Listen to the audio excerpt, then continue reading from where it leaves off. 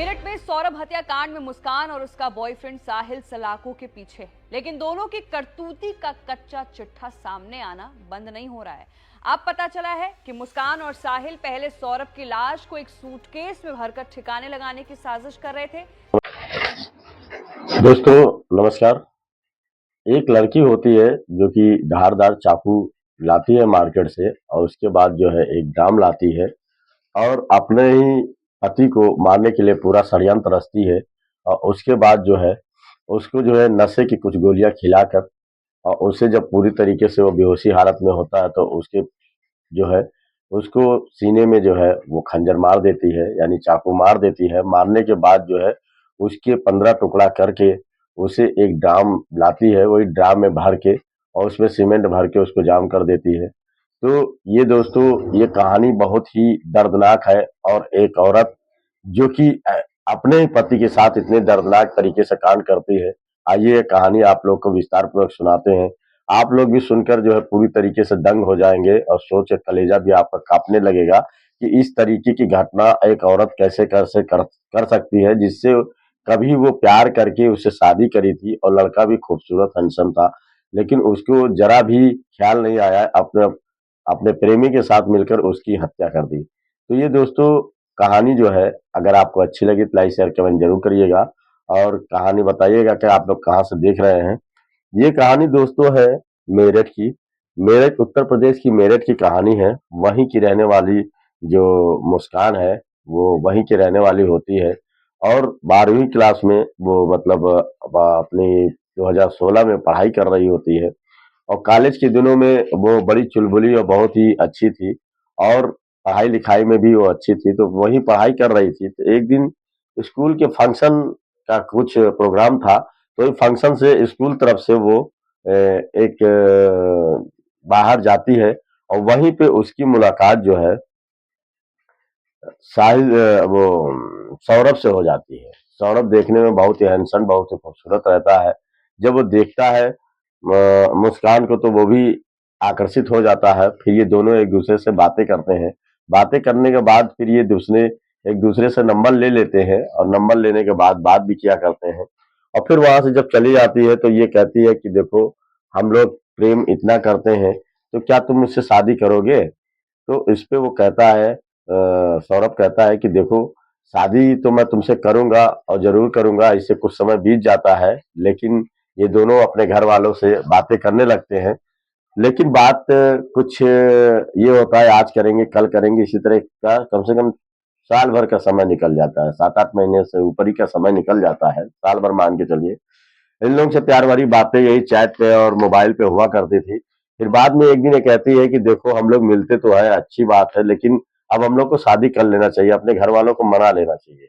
तो इस बात मुझे सौरभ कहता है ठीक है तुम अपने मम्मी पापा से बात करो, मैं अपने मम्मी पापा से बात करता हूँ, देखता हूँ शादी में अगर राजी हो जाते हैं तो हम लोग जो है शादी कर लेंगे। तो उसके बाद जब ये लड़की जो मुस्कान होती है अपनी मम्मी को बताती है, मम्मी से कहती है कि मम्मी एक लड़का है बहुत ही खूबसूरत है और वो पढ़ाई लिखाई भी अच्छे खानदान से है, पढ़ा लिखा भी है, सब कुछ अच्छे से है। तो ये लड़के की फोटो दिखाती है तो उसकी माँ देख के बड़ी खुश हो जाती है, कहती है ठीक है लड़का तो सही है और अच्छे घर से अच्छे खानदान से है। क्योंकि जो है जो लड़के का जो पिता जो सौरभ के जो पिता होते हैं उनका नाम मुन्ना लाल होता है, उनका एक भाई होता है जिसका नाम राहुल होता है और उनकी माँ होती है रेनू। तो ये इनका परिवार भी बहुत अच्छा होता है, तो देख के बड़े खुश हो जाती है वो उसकी माँ।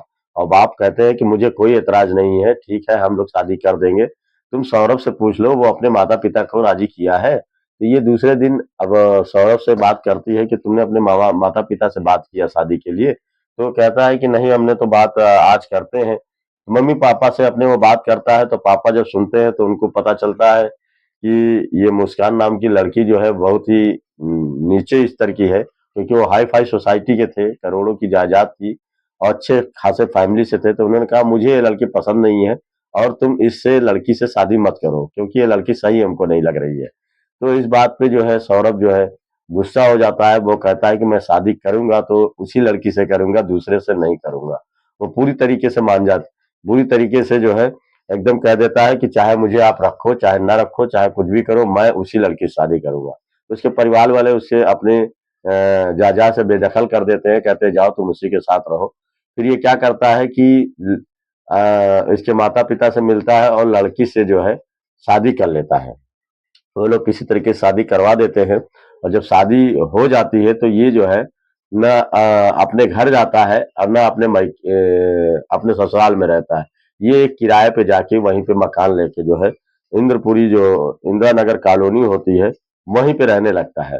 और जब रहने लगता है तो उसी समय 2019 में ही इसके पास जो है एक मर्चेंट नेवी जो होती है उसमें इनकी नौकरी लग जाती है। तो मर्चेंट नेवी में ऐसा होता है कि वो देश विदेश टूर जाने को होता है, पानी का जहाज होता है, उसी में आना जाना इन लोगों का रहता है। तो ये जब वहां चला जाता है तो वहीं पे इसको टाइम नहीं मिलता है, साल 2 साल अपना रह जाता है वहीं पे।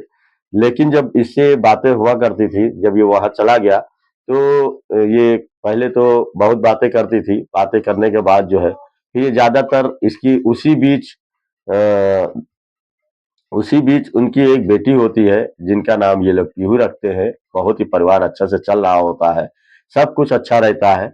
लेकिन एक दिन दोस्तों होता क्या है कि वो अपने मोबाइल पे ज्यादातर समय बिताती थी और मूवी देखती थी और हर तरीके से एक दिन चैट करती है। तो चैट में स्कूल का व्हाट्सएप पे चैट रहता है, उसी पे वो चैट करती है। तो उसमें एक दोस्त उसका मिल जाता है जिसका नाम जो है साहिल शुक्ला होता है।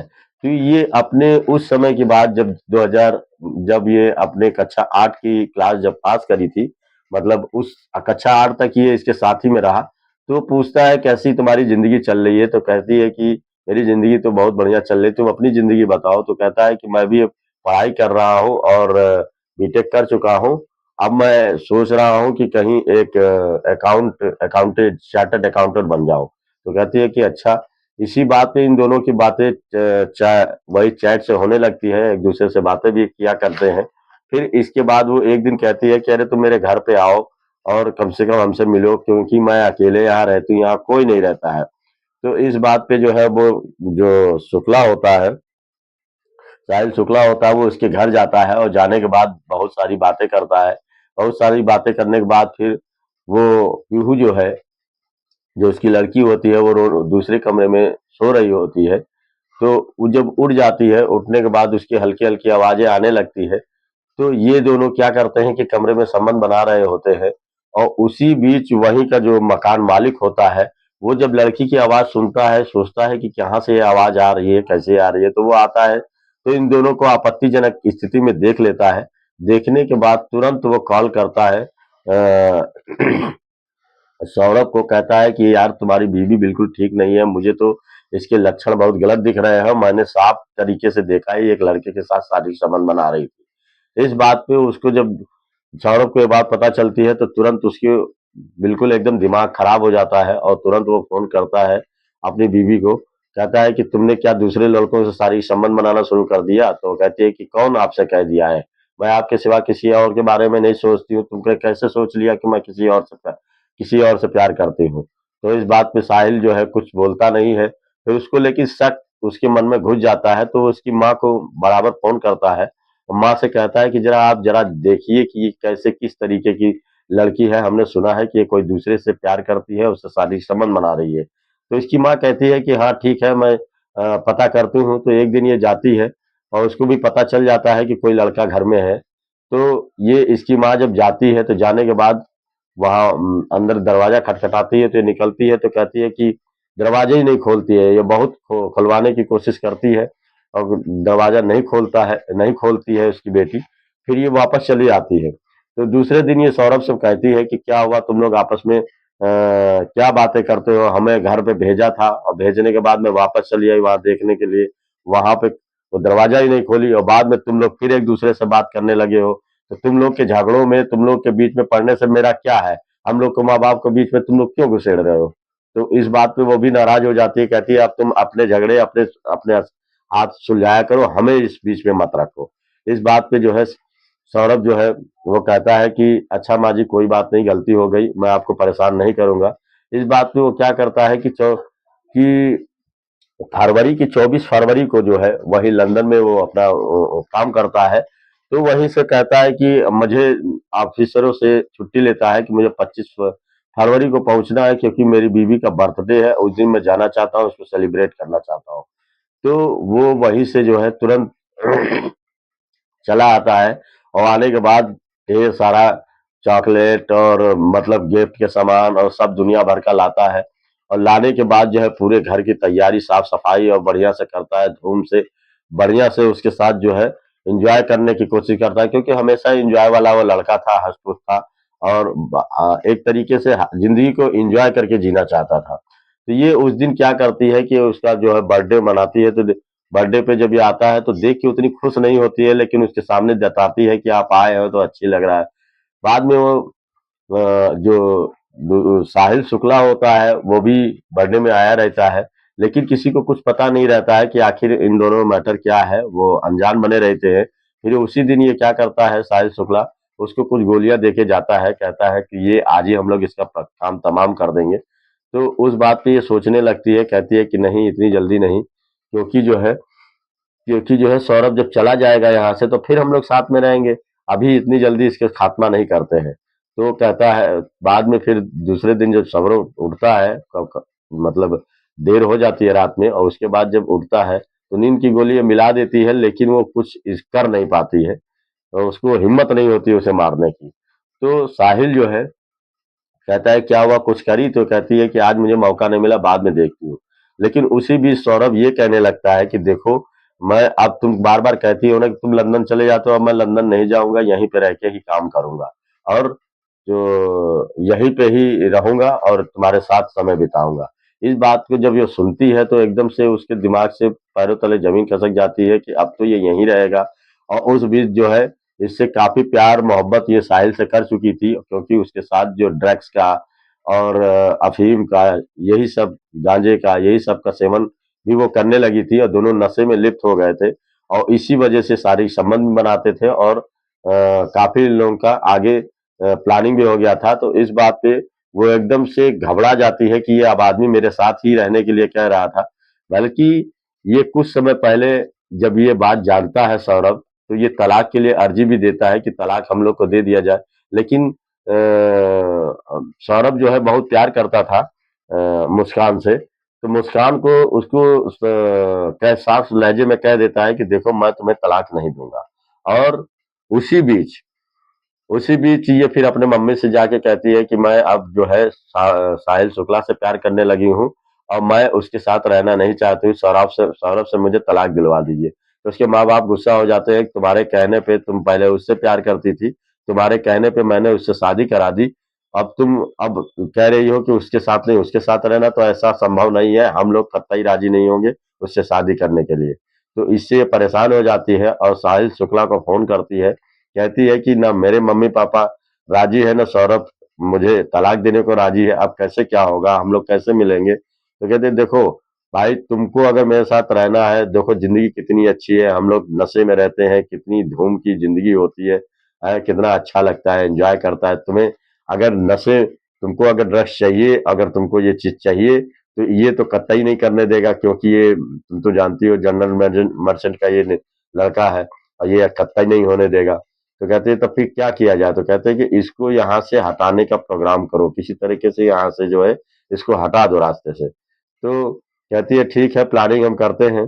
फिर वो तब से प्लानिंग में जुट जाती है, कई फिल्में ऐसी देखती है जिसमें एक वध फिल्म थी, और ये मर्डर की सारी फिल्में देखा करती थी कि कोई इसे मर्डर की फिल्में, जैसे एक चटनी फिल्म आई थी, उसमें भी मर्डर के तरीके कैसे कैसे वो हीरो करता है, सारा इसे ये प्लानिंग देखना शुरू कर देती है कि हम अपने पति को कैसे रास्ते से हटाएं और कैसे ठिकाने लगा दें कि कोई जान ना पाए। वो पूरी प्लानिंग करने लगती है और प्लानिंग के हिसाब से पूरी प्लानिंग करती है, और प्लानिंग के हिसाब से जो है ये जाती है एक दुकान पे और वहीं पे जो है धारदार चाकू पूछती है कि ये धारदार चाकू मिल जाएगा। तो दुकानदार कहता है कि भाई ऐसा आपको जरूरत क्या पड़ गई, आप प्याज काटेंगी, लहसुन काटेंगी, टमाटर काटेंगी, यही सब काटेंगी ना, तो इसमें इतना बड़ा चाकू लेने की क्या जरूरत। तो कहती है कभी कभी हम लोग मुर्गा काटते हैं घर ही में, जिंदा मुर्गा लाते हैं अपने हिसाब से काटते हैं, तो इसके लिए बहुत ही तेज धार और बहुत ही अच्छा चाकू होना चाहिए। इस बात पे वो अच्छा अच्छा चाकू निकालता है, जिसमें से 800 रुपए का एक चाकू रहता है जो कि बहुत ही मजबूत होता है, कैसे काटा जाता है। तो वो चाकू और एक अस्तूरा, दो चीज लेके आती है और आने के बाद जो है फिर वो एक ड्रम लेने जाती है, 1100 रुपए का वो ड्रम भी पता कर लेती है। ये मार्केट में जाती है, फिर एक 1100 का जो है ड्राम लाती है, और ड्राम लाके वो ड्राम वाला पूछता भी है कि अरे मैडम, ये इसको अभी क्यों लेके जा रही? तो कहने लगती है कि ये हमें गेहूं इसमें रखना है जिसमें ज्यादा गेहूं आ सके। तो वो कहता है कि मुझे इससे क्या है। वो 1100 रुपये लेता है और इनको ड्राम दे देता है। ड्राम का भी इंतजाम कर लेती है, क्योंकि ये फिल्मों में देख देख के ये तब से ट्राई कर रही थी कि कब हम अपने पति को कैसे प्लानिंग से मारें। कई बार कोशिश करती है लेकिन कर नहीं पाती है। फिर वो दोस्तों क्या होता है कि 3 मार्च की जो बात होती है, ऐसे टाइम निकलता जाता है और 3 मार्च की ही बात होती है। ये वहां से स्कूटी से जाती है, बोरी में सीमेंट लेने जाती है, और वहीं से जब आती है तो सौरभ भी पूछता है कि अरे ये सीमेंट बालू ये सब क्या जरूरत है इस सब की लाने की? तो कहती है कि अरे मुझे कहीं ऊपर जो है छत पे कहीं हल्का सा पानी आता है तो वहीं पे लगा दूंगी। तो समझ नहीं पाता है, और इसी बीच साहिल और ये दोनों प्रोग्राम अपना बना लेते हैं पूरी तरीके का कि हमें आज आज की रात इसको मारना है। फिर ये क्या करती है कि ये सौरभ जो होता है वो अपने घर गया हुआ होता है और अपनी माँ के यहाँ गया हुआ होता है। तो ये क्या करती है कि फोन से उसे बुलाती है, और लड़की भी वहीं पे ये छोड़ देते सौरभ जाके अपने इनके नानी नाना के यहाँ छोड़ देता है। पीहू बहुत खुश होती है, उसके नाना नानी जब रहते हैं तो कहता है 2 दिन की छुट्टी है, इसे आप यहीं रख लीजिए। और उसके बाद ये क्या करता है कि अपनी माँ के घर चला जाता है और माँ के यहाँ रहता है। तभी जो है ये फोन करती है, कहती है कि ऐसा है कि तुम्हें कोफ्ते बहुत पसंद है, बहाना तो कोफ्ते लेते आना, और हम लोग आज जो है कोफ्ते खाएंगे। तो इस बात से जो है वो पहले से ही कुछ गोलियां का इंतजाम साहिल दे देता है इसे करने के लिए। कुछ गोलियां दे के जाता है कि जब वैसा हो जाए, प्रोग्राम बन जाए, आई बेहोश हो जाए तो हमें फोन कर देना। उसके बाद जो है ये तुरंत कॉल करती है, सौरभ को बुलाती है, कहती है कि अरे जाना तो कोफ्ते भी लेते आना। और वो कोफ्ता लेके आता है और दोनों खाने बैठते हैं, तो कहती है कि ठीक है, अभी मैं गरम करके लाती हूँ तब हम लोग साथ में खाया जाएगा। फिर वो गरम करने के लिए अंदर घुसती है, और जब जाती है गरम करती है, उसी बीच वो सारी जो नींद की गोलियां होती हैं पीस के उसी में मिला देती है। और मिलाने के बाद दोनों मौज मस्ती से खाना खाते हैं। खाना खाने के कुछ ही देर बाद सौरभ के जो है एकदम से नींद आने लगती है, और उसका सर भी दुखने लगता है, और पूरी तरीके से वो कुछ देर बाद सो जाता है। जब सो जाता है तो ये तुरंत उसको कॉल करती है साहिल को कि देखो, साहिल शुक्ला को कि देखो, ये अब पूरी तरीके से नींद में आ गया है। अब हम लोग तुरंत जो है अपना काम तमाम इस बीच कर देते हैं, नहीं तो कोई आ जाएगा तो जान जाएगा। तो इस बात पे तुरंत वो जो है नशा कर लेता है, क्योंकि उसके ड्रग्स वग्स का नशा भी करता है। वो नशा करके तुरंत आ जाता है, और आने के बाद वो थोड़ा नशा करने के लिए इसको भी दे देता है। जो लड़की होती है मुस्कान, उसको भी थोड़ा सा नशा दे देता है, और वो दोनों नशे में जब हो जाते हैं तो ये क्या करते हैं, उसकी पीठ पे बैठ जा उसके सीने पे बैठ जाती है, और वही वाला जो चाकू वहां से खरीद के लाती है उसके 3 बार कस के करती है, उसके कलेजे में डाल के पूरा जो है 9 इंच तक अंदर घुसेड़ देती है। घुसेड़ने के बाद उसको बुरी तरीके से खात्मा कर देती है। और वहीं पे सौरभ जो है कुछ नशे और नींद के कारण जो है कुछ कर भी नहीं पाता है, और उसी बीच एक आवाज ना आए वहां कूलर चला देती है, और इससे कहीं कोई किसी को आवाज भी नहीं आता है। और वो वहीं पे क्या करती है कि ये लोग उसको बुरी तरीके से मार देते हैं। मारने के बाद फिर इसको घसीट के ले जाते हैं बाथरूम में, और वहां पे ले जाने के बाद इसका सर जो है धड़ से अलग कर देते हैं। अलग करने के बाद जो है उसके जो है हाथ को पंजे को काट देते हैं, और वो ड्रम में आ नहीं रहा था, इस चक्कर में उसके जो है और टुकड़े और पीस कर दिए जाते हैं। तो वो क्या करते हैं कि ये जो लड़का होता है, ये साहिल अपने नानी घर रहता है, इसके माँ बाप पहले ही से नहीं रहते हैं। तो ये वहीं पे उस लाश को पन्नी में लपेट के काली पन्नी में लेके जाता है अपने नानी के यहाँ रखने के लिए, लेकिन वहां पे फेंक वोक नहीं पाता है। तो ये कहता है कि देखो हम लोग इसको फेंक नहीं पाएंगे, और इसको क्या करते हैं कि किसी वही ड्राम में डाल के जो है इसको पूरी तरीके से सीमेंट डाल के इसको बंद कर देते हैं कि कोई जान ना पाए। इस बात पे जो है वो राजी हो जाती है, और फिर वो दोनों आते हैं घर के अंदर, और आने के बाद जो है उसको सारे 15 टुकड़ा कर देते हैं और करने के बाद उसको ड्रम में डाल के उसमें सीमेंट डाल देते हैं, पूरी तरीके से जम जाता है कि बदबू ना आए। और उसके बाद फिर ये तुरंत उसी के पैसे से जो है ये लोग मनाली निकल जाते हैं और वहां तक खूब घूम मस्ती और खूब ड्रामा और हंसी मजाक। उसको लगता ही नहीं कि ये लोग किसी का कत्ल करके आए, किसी को मार के आए हैं। उसकी जितना पैसा 1 लाख वो आके तुरंत इनको देता है और कुछ अपने घर वालों को भी देता है। तो वो उसी का पूरा मौज मस्ती करने के लिए वहां से निकल जाती है और ये लोग 13 दिन मौज मस्ती वहां पे करते हैं, कुल्लू मनाली जाते हैं और वहीं पे जो है और अच्छी अच्छी जगह जाते हैं, हिमाचल जाते हैं। हिमाचल में फिर इसकी माँ फोन करती है कि बेटी क्या हुआ, तुम लोग कहाँ पे हो? तो वो कहती है कि देखो हम लोग अपने पति के साथ आए हैं, सौरभ जी के साथ। वो नीचे डांस करने गए हैं और कुछ लेने गए हैं। वो इधर उधर की टाल मटोल बातें कर रही थी, तो उसकी माँ को समझ में नहीं आ रहा था कि आखिर ये बातें इधर उधर की क्या कर रही है, सही बात क्यों नहीं कर रही है और सौरभ जी से मिलवा क्यों नहीं रही है। वो बात ही नहीं करवा रही, जब भी बात करती वो इधर उधर की बात कर देती और मिलवा नहीं रही थी। तो उसको उसकी माँ को तुरंत शक हुआ कि आखिर ये बात क्या है, ये हमारे दामाद से क्यों नहीं बात करवा रही है। फिर उसको ये बात की शंका हो जाती है। तो वो कम से कम 13 दिन का समय बीत जाता है इन लोगों का मौज मस्ती करते हुए। फिर इसकी माँ को जब शक होता है तो कहती है कि बेटी वो सौरभ कहाँ है, तुम बात नहीं करा रही हो।